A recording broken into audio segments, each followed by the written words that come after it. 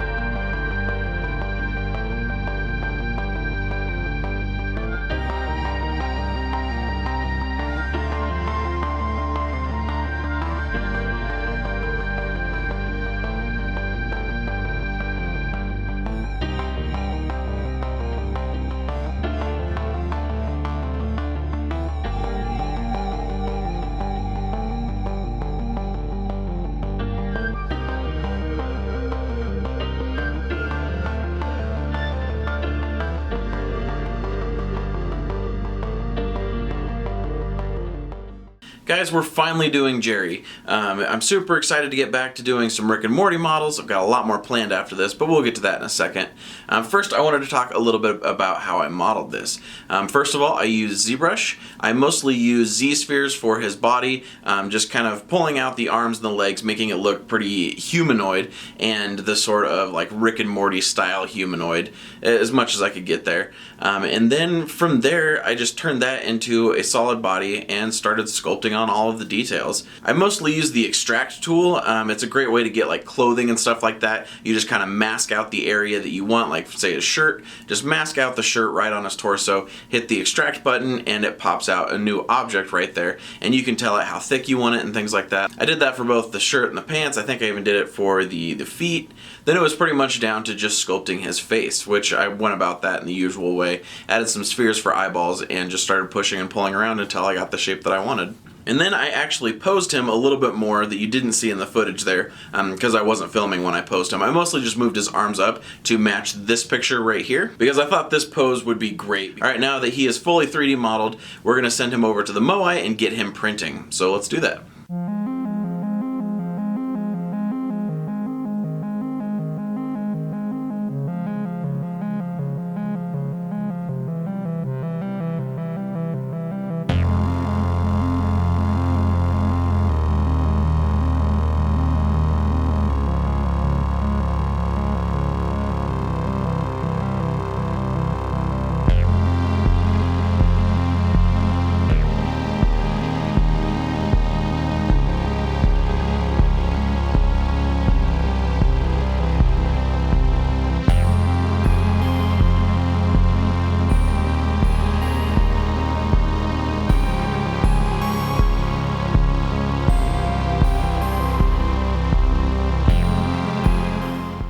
Alright guys, well this was actually one of my first prints on the Moai.